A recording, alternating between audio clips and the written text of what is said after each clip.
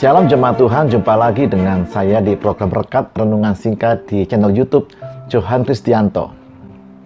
Keberhargaan nilai suatu benda atau seseorang didasarkan pada banyak faktor, di antaranya faktor kelangkaannya yang tiada duanya, atau nilai historis yang melekat di benda atau orang tersebut, pembuatannya yang rumit dan sulit, siapa pembuatnya, dan lain-lain sebagainya.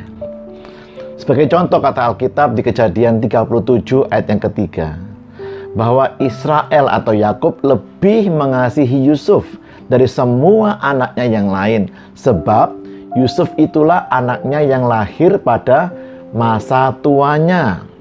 Apakah Anda merasa diri Anda lebih rendah dan kurang berharga dibandingkan dengan orang lain? Mari kita lihat apa kata Tuhan tentang kita di kitab Yesaya 43 ayatnya yang keempat. Oleh karena engkau berharga di mataku dan mulia, dan aku ini mengasihi engkau, maka aku memberikan manusia sebagai gantimu, dan bangsa-bangsa sebagai ganti nyawamu.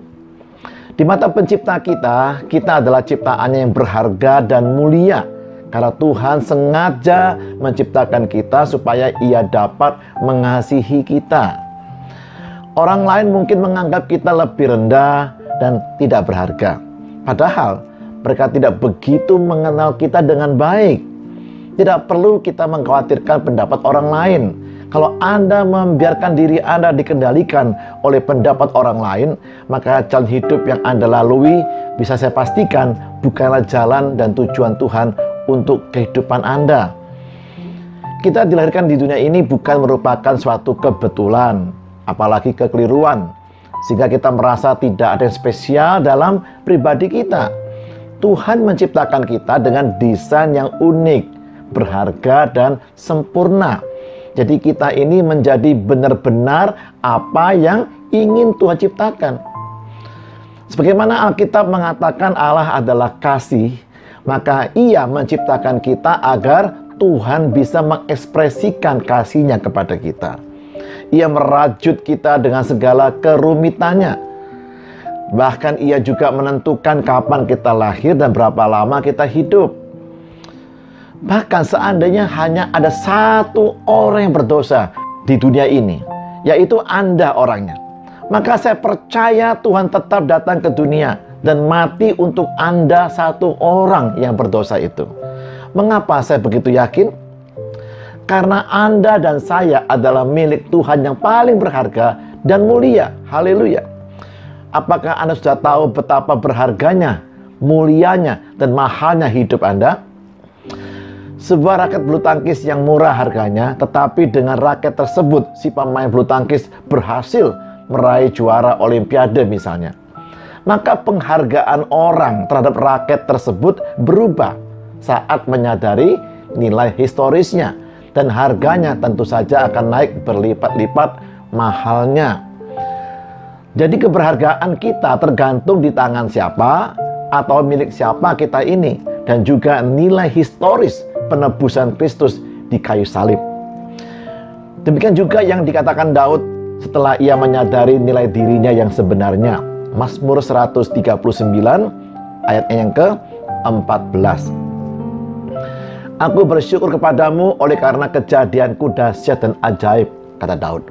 Ajaib apa yang kau buat, dan jiwaku benar-benar menyadarinya. Setelah Daud benar-benar menyadari betapa dahsyat dan ajaibnya tangan Tuhan yang membentuk dan menenun dia dalam rahim ibunya, barulah ia bisa bersyukur kepada Tuhan. Suatu hari saya diberi oleh seseorang sebuah tas dengan merek dari negara Jerman.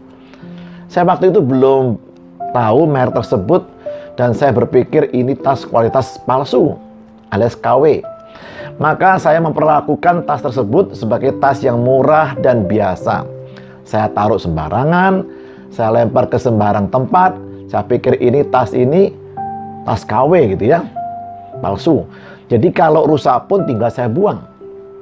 Begitulah cara saya memandang, menilai, dan memperlakukan tas tersebut. Sampai suatu hari saya lagi jalan-jalan di sebuah shopping mall. Saya melihat merek tersebut ada di salah satu counter mall tersebut. Dan yang membuat saya terkejut adalah tas yang sama persis bentuk dan warnanya dengan tas saya itu ada dipajang di showcase toko itu.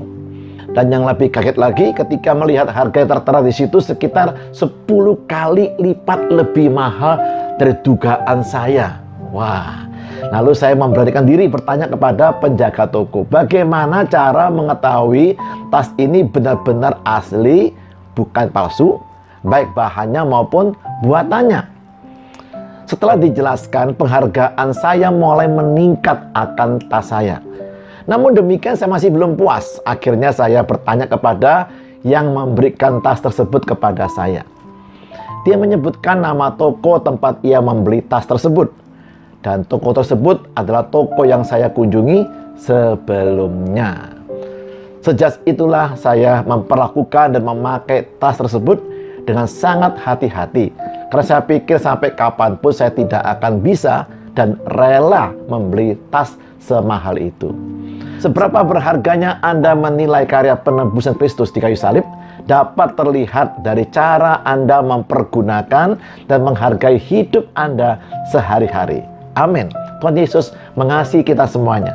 Shalom.